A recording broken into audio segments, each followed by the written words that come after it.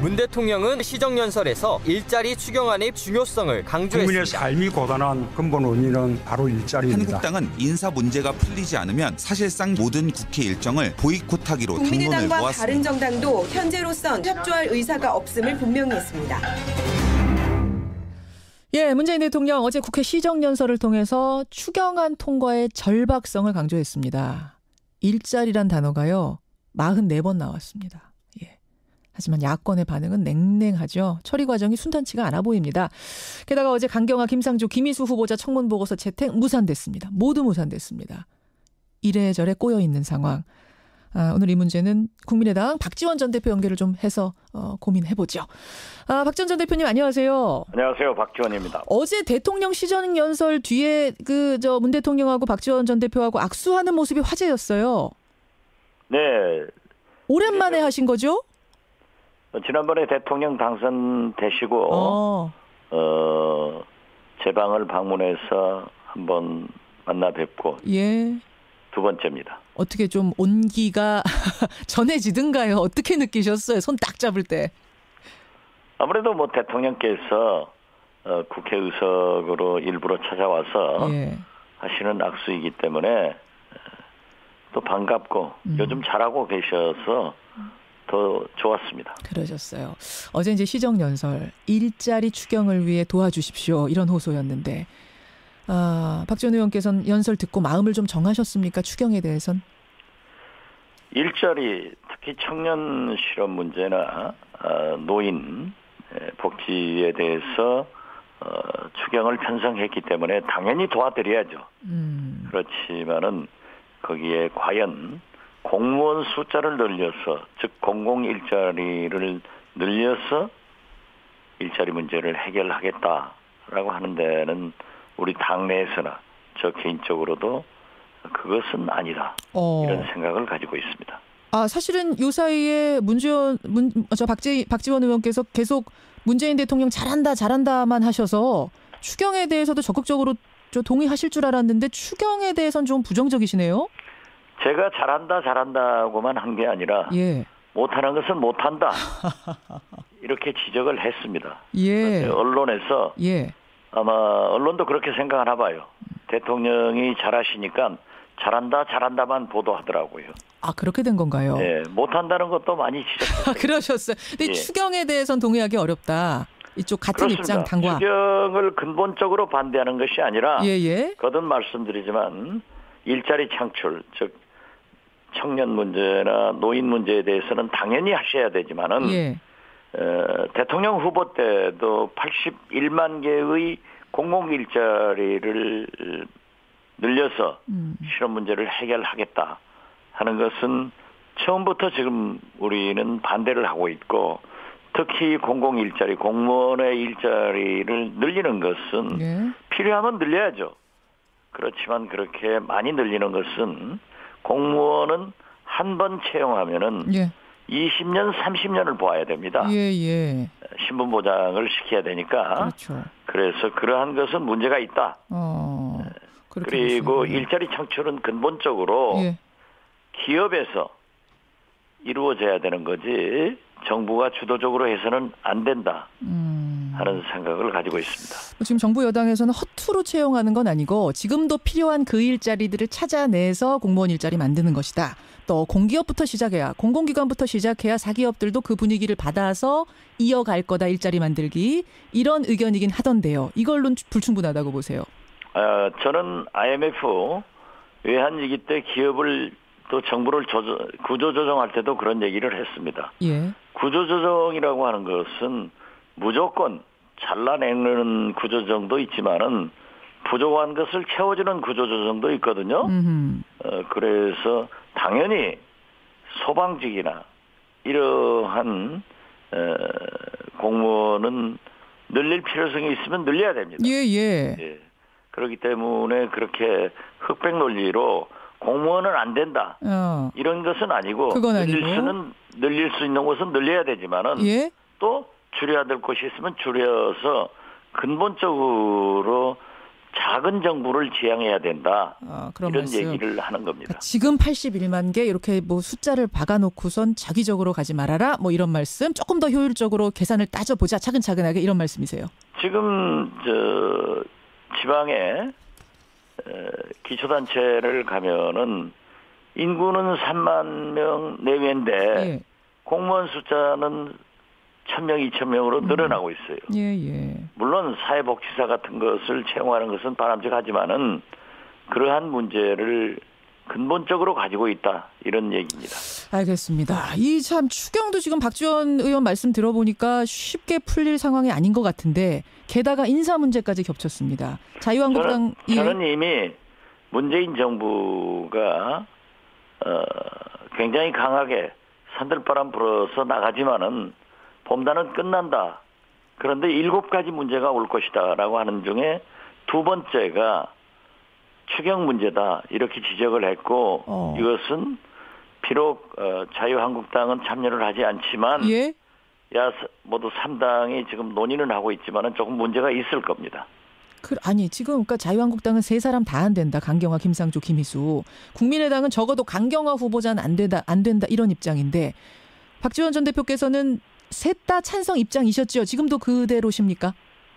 제 개인적 생각은 변함이 없습니다. 예. 김상조, 김희수, 강경화 이 세 분들을 해줬으면 좋겠다. 하자 이런 생각이지만은 예. 우리 국민의당 의원총회를 열어보니까 특히 청문회에 참여했던 청문위원들이 전부 반대를 하고 있어서 우리 당론으로 반대가 사실상 결정돼 가지고 그렇죠. 굉장히 어둡습니다. 지금 상황이 굉장히 애매해요. 만약 야당이 그러니까 특히 국민의당이 입장을 바꾸지 않는다면 대통령은 강경화 후보자 임명을 강행하거나 아니면 포기하거나 둘 중 하나를 선택해야 되는데 만약 강행을 할 경우에는 김희수 후보자를 버리는 꼴이 됩니다. 왜냐하면 김희수 헌재소장 후보자는 국회 인준을 꼭 받아야 되는데 국회에서 통과시켜주지 않을 가능성이 크기 때문에요. 강경화냐 김희수냐. 어떻게 해야 된다고 보세요? 어떻게 하시겠어요? 만약 박지원 전 대표가 지금 대통령 입장이시라면. 제가 하고 싶은 말씀을 우리 김현정 앵커가 해주니까 대단히 전략적으로도 정리를 잘해줘서 감사합니다. 이 예측이 맞습니까 지금? 제 예측이? 맞습니다. 맞아요. 예. 예, 아주 정확하게 맞는데요. 예. 저는 대통령께서 조금 더 인내하면서 설득할 필요가 있다. 만약에 강경화 장관을 그대로 임명한다고 하면은 김희수 헌법재판소장의 인준 표결에 장담하지 못합니다. 그렇기 때문에 또 앞으로 사실 제가 되게 어림짐작으로 해보니까 9월까지 대법관, 대법원장, 헌법재판관 여러 약 30여 차례의 인사청문회가 남아 있습니다. 그런데 대통령께서 이미 5대 비리에 관계되는 사람들은 임명하지 않겠다라고 국민한테 약속했단 말이에요. 그런데 지금 어제 그제 임명한 새 장관들은 더 많은 것을 걸리고 있어요. 오늘 아침 보도를 보더라도. 그런데 과연 이것을 두고 대통령은 하지 않겠다고 해놓고 이걸 가지고 계속 임명할 수 있겠는가. 그래서 저는 비록 개인적으로 강경화 장관의 임명을 찬성하지만 대통령께서 강행하면은 김희수 헌법재판소장의 본회의 인준 표결이 부결로 유도될 것이고 앞으로 계속 인사청문회에서 협치는 찾아볼 수 없다 하는 말씀을 드립니다. 아니 근데 설득을 지금 안 한 게 아니잖아요. 정부 여당이 다 나서서 뭐 정무수석도 그렇고 물밑으로 굉장히 노력을 해서 소통을 하고 있는 걸로 아는데 자유한국당은 꼼짝 안 하는 거 아닙니까? 국민의당도 뭐 마찬가지고요. 국민의당도 마찬가지가 아니라 그러한 것을 모색을 하고 있기 때문에 저는 좀 더 노력할 필요가 있다. 또 사실 지금 대통령께서나 민주당에서는 국회 선진화법 이전의 국회와 국회 선진화법 이후의 국회가 다릅니다. 그리고 특히 문재인 대통령은 과반수 의석도 가지고 있지 않은 취약한 정권입니다. 그렇죠. 예. 네. 마치 지금 120석 300명 국회의원 중 예. 120석을 확보한 민주당의 대통령이 예. 220석을 가진 대통령으로 생각을 하면은 안 된다 이겁니다. 그러면은 박지원 전 대표님, 제가 정리를 다시 한번 해보자면 강경화, 물론 지금 개인적으로는 세 사람 다 좀 했으면 좋겠다라는 의견 가지고 계시지만 야당이 이렇게 반대하는 상황에서 강경화 후보자 강행은 말리시는 거예요. 그렇습니다. 설득할 때까지 최대한 설득해라 이 말씀이세요? 그렇죠. 냉각기도 좀 갖고 예. 더 설득을 하면은 예.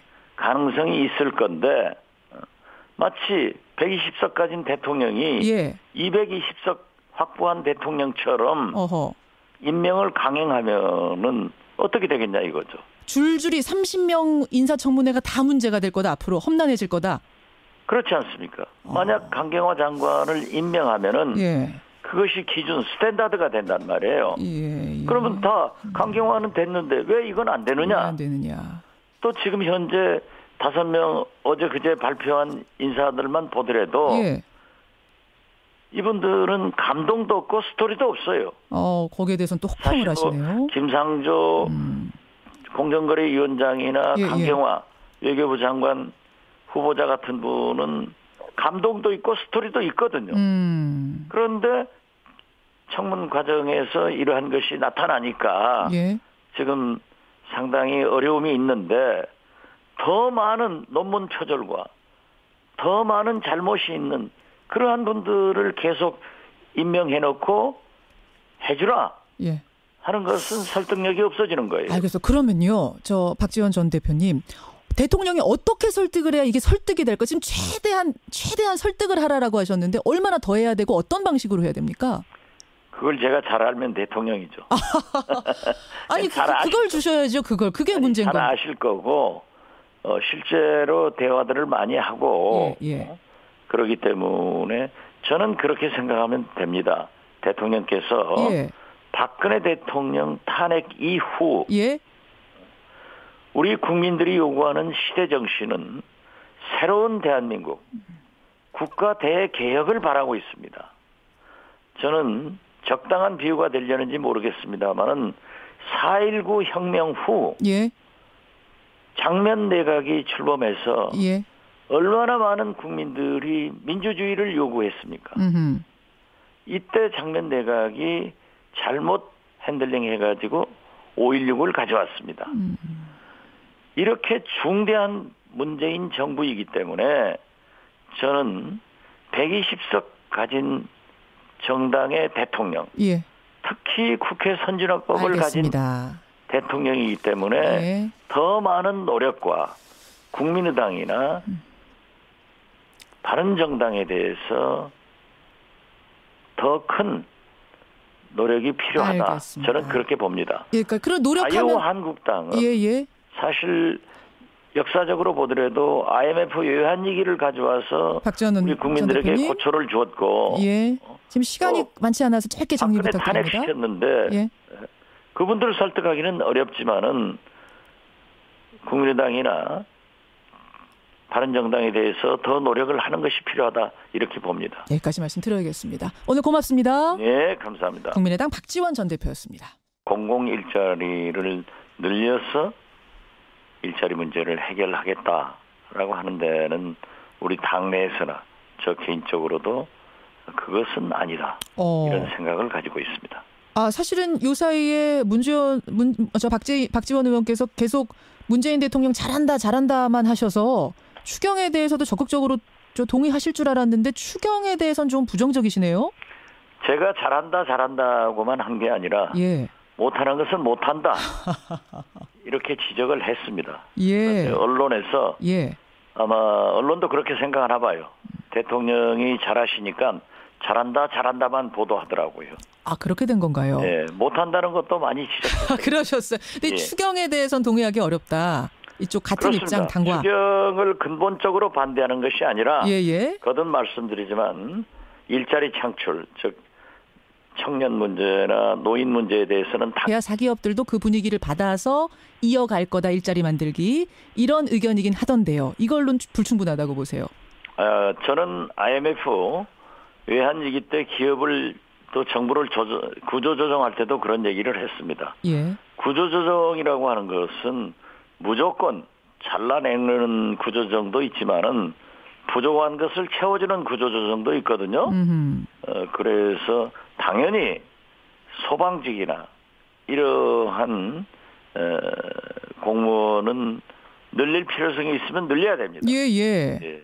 그렇기 때문에 그렇게 흑백 논리로 공무원은 안 된다.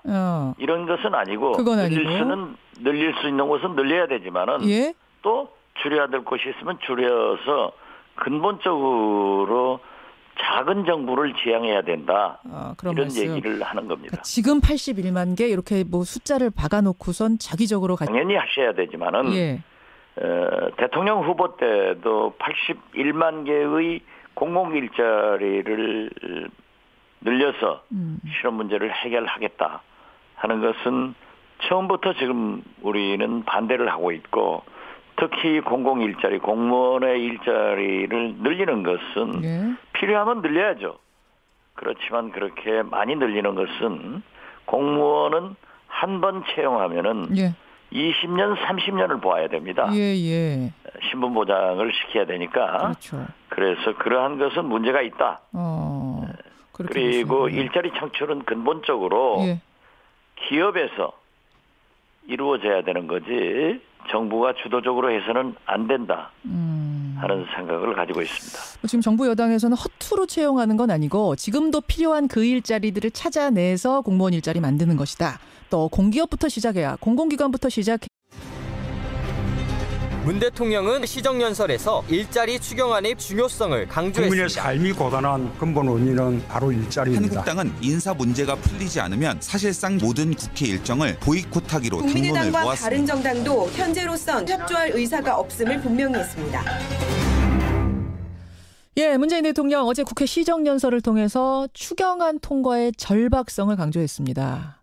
일자리란 단어가요, 44번 나왔습니다. 하지만 야권의 반응은 냉랭하죠. 처리 과정이 순탄치가 않아 보입니다. 게다가 어제 강경화, 김상조, 김희수 후보자 청문 보고서 채택 무산됐습니다. 모두 무산됐습니다. 이래저래 꼬여있는 상황. 오늘 이 문제는 국민의당 박지원 전 대표 연결을 좀 해서 고민해보죠. 박지원 전 대표님 안녕하세요. 안녕하세요. 박지원입니다. 어제 대통령 시정연설 뒤에 문 대통령하고 박지원 전 대표하고 악수하는 모습이 화제였어요. 네. 오랜만에 하신 거죠? 지난번에 대통령 당선되시고 제 방을 방문해서 한번 만나 뵙고 두 번째입니다. 어떻게 좀 온기가 전해지든가요? 어떻게 느끼셨어요? 손 딱 잡을 때. 아무래도 대통령께서 국회의석으로 일부러 찾아와서 하시는 악수이기 때문에 또 반갑고 요즘 잘하고 계셔서 더 좋았습니다. 그러셨어요. 어제 이제 시정연설, 일자리 추경을 위해 도와주십시오, 이런 호소였는데 박지원 의원께서는 연설 듣고 마음을 좀 정하셨습니까? 추경에 대해선? 일자리, 특히 청년 실업 문제나 노인 복지에 대해서 추경을 편성했기 때문에 당연히 도와드려야죠. 그렇지만은 거기에 과연 공무원 숫자를 늘려서, 즉